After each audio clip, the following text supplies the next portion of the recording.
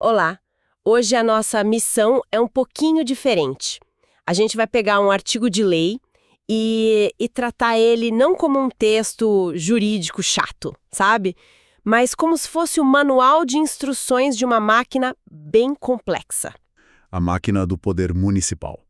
É uma análise, assim, pensada para a galera que está na batalha dos concursos, mas também para quem só quer entender melhor como as coisas funcionam na sua cidade. Exato. E a nossa fonte hoje é a Lei Orgânica de Carlos Barbosa, lá no Rio Grande do Sul.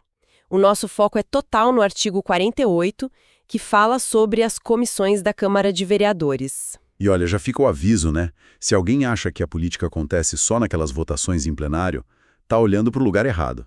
A verdadeira cozinha, onde os projetos são temperados, testados, é dentro dessas comissões. Imagina que a prefeitura propõe um projeto polêmico. Sei lá, a construção de um novo aterro sanitário perto de uma área residencial. Tema clássico. É. O projeto chega na Câmara. Ele não vai direto para a votação de todo mundo, certo? Qual que é o primeiro passo real? Então, o primeiro passo é exatamente o que o artigo 48 define. O projeto vai para as oficinas legislativas, que são as comissões. E o texto já começa com uma distinção fundamental. A Câmara tem comissões permanentes e temporárias.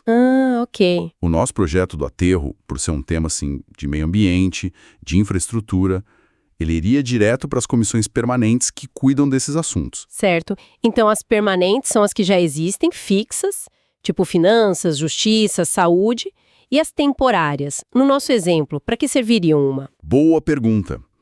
Digamos que, no meio da discussão, aparece uma denúncia grave, de que o terreno do aterro, por exemplo, foi comprado por um valor superfaturado. Aí o plenário poderia criar uma comissão temporária específica para investigar só isso. É o que a gente conhece como CPI, a Comissão Parlamentar de Inquérito. Ela tem um objetivo claro, um prazo para acabar, e no final ela apresenta um relatório. Acabou o trabalho, ela se extingue. Entendi. A Comissão de Meio Ambiente continua lá, mas a CPI não. Isso. Agora, a pergunta que vale ouro, né? Quem compõe essas comissões? O partido do prefeito, se tiver maioria, pode simplesmente lotar essas comissões com seus aliados e aprovar o projeto do aterro sem ninguém ver? Não pode. E aqui está uma das regras mais importantes que está no parágrafo 1º do artigo. A composição das comissões tem que seguir quanto possível a representação proporcional dos partidos. Isso é muito mais que um detalhe técnico, sabe? É uma trava contra o poder absoluto da maioria. Na prática, força a negociação. Se um partido de oposição tem, sei lá, 20% dos vereadores, ele tem direito a mais ou menos 20% das vagas nas comissões. Nossa, então aqui a coisa fica bem interessante. Quer dizer que desde o começo a oposição não está só assistindo de longe. Ela está dentro da sala onde o projeto é dissecado. Exatamente. Ela tem acesso aos documentos, pode questionar, pode pedir vistas. Uma regra que parece simples sobre distribuir cadeiras, na verdade, molda toda a dinâmica política. Impede que o grupo majoritário simplesmente passe o trator, né? Isso. A expressão quanto possível está ali porque, claro, a matemática às vezes não é perfeita, principalmente em câmaras menores. Mas o princípio é esse: a minoria tem que ter voz ativa. Ok, o cenário está montado. Nosso projeto do aterro está lá na Comissão de Meio Ambiente, com vereadores de vários partidos. Eles não podem só dar uma opinião, eles têm que investigar. E é aí que entra o que você chamou de caixa de ferramentas deles, né? Caixa de ferramentas do parágrafo 2º. E a primeira que eles provavelmente usariam é a do inciso 1. Realizar audiências públicas com entidades da sociedade civil. A comissão marcaria um dia para ouvir os moradores do bairro, ambientalistas, engenheiros, todo mundo que tem algo a dizer. Tá, mas vamos ser um pouco céticos. Essas audiências têm poder de verdade ou são só tipo uma formalidade para dizer que ouviram a população?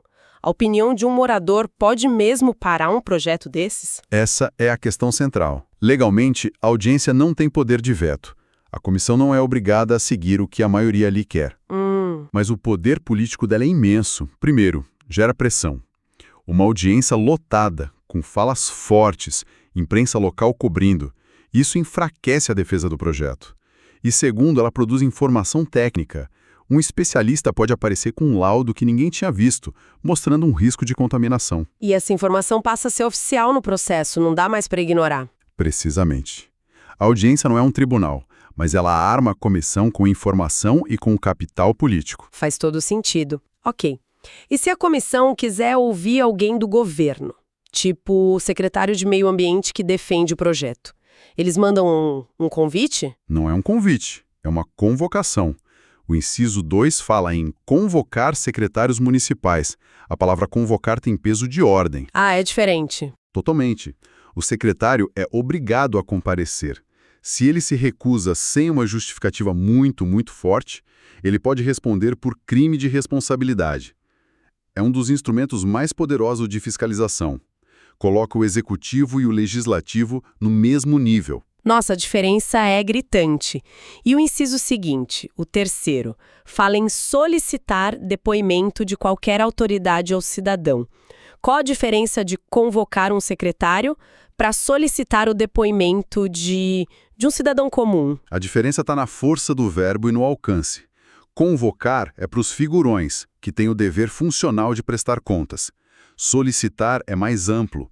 A comissão pode querer ouvir, sei lá, um engenheiro da prefeitura que fez o estudo inicial do aterro. Certo. É um pedido formal.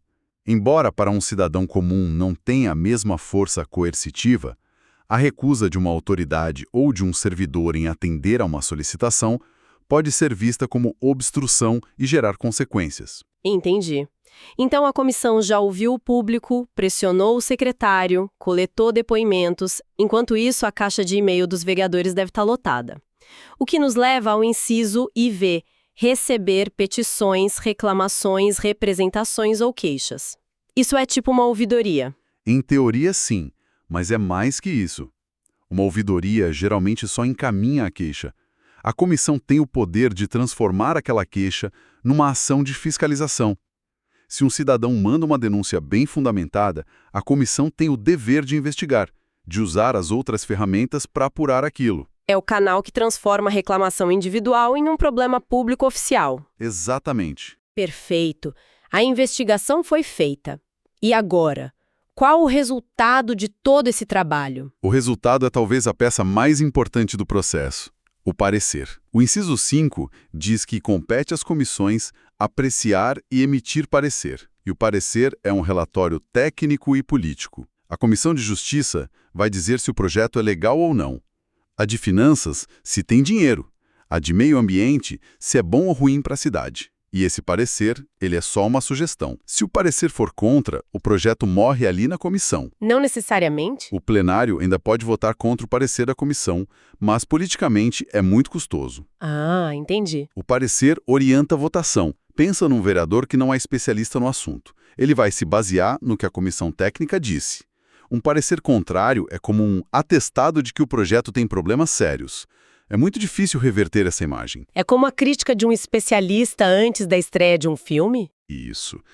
Pode não impedir o lançamento, mas influencia totalmente a recepção. Entendi. Agora, vamos imaginar que o prefeito impaciente tente criar o aterro por decreto, ignorando a Câmara. Quem fiscaliza os fiscalizadores ou o próprio sistema? A própria comissão. Parece estranho, mas os incisos V e V dão a ela essa função. O V diz que ela deve zelar pelas prerrogativas do poder legislativo. Ou seja, se o prefeito tenta legislar por decreto, a comissão é a primeira a soar o alarme. Certo.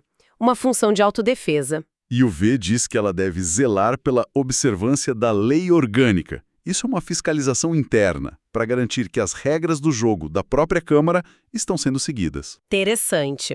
Agora tem um último inciso que é bem específico, daquele tipo que banca de concurso adora. O inciso 8º fala em autorizar o afastamento do prefeito por mais de 15 dias durante o recesso. Peraí.